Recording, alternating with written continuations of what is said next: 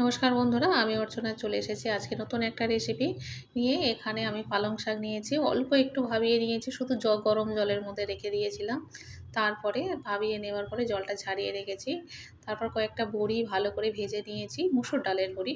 তারপর তেলের মধ্যে পেঁয়াজ দিয়েছি আর 5 ফোড়ন দিয়ে একটু ভালো করে ভেজে নিচ্ছি। তার মধ্যে দিয়েছি অল্প কয়েকটা আলু, যেহেতু এটা মাছের ঝোল বানাবো সেইভাবে আমি আলুটা কেটেছি। আর দিলাম একটা টমেটো, সেটাও পাতলা করে কেটে নিয়েছিলাম।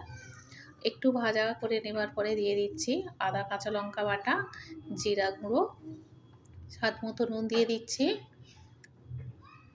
দিয়ে একটু ভালো করে কষিয়ে নেব। ধনিয়া বাটা দিয়ে দিলাম 1 চামচ, দিয়ে একটু ভালো করে আরও একটু কষিয়ে নিতে হবে। এবার এর মধ্যে দিয়ে দিলাম ভাপিয়ে রেখেছিলাম পালং শাকটা, সেটা আমি দিয়ে দিলাম। ভালো করে জল ঝরিয়ে নিয়েছিলাম যদিও, নিয়ে এবার একটু নাড়াচাড়া করে নেব।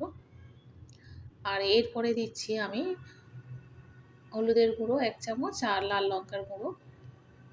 এবার একটু জল দিয়ে দিয়েছি, দিয়ে ভালো করে কষিয়ে নেওয়ার পরে কয়েকটা কাঁচা লঙ্কা আমি কেটে দিয়েছি। এবার একটু বেশি জল দিয়ে দিলাম। তরকারিটা ফুটতে শুরু করেছে, এই সময় বড়ি ভাজাটা দিয়ে দিলাম। এবারে এর মধ্যে ভেজে রাখা মাছটা আমি দিয়ে দেবো। মাছটা আমি যদিও আগে ভেজে রেখেছিলাম, এটা হচ্ছে কাতলা মাছ। এইভাবে মাছের ঝোল আমি যদিও বানাই, আমার ভীষণ ভালো লাগে। যেহেতু এখন গরমের সময় যাচ্ছে, তাই ভীষণ পছন্দের একটা খাবার। এই রেসিপিটা কেমন হয়েছে আপনারা কমেন্টে জানাবেন। আর ওপর থেকে একটু জিরা গুঁড়ো দিয়ে দিলাম।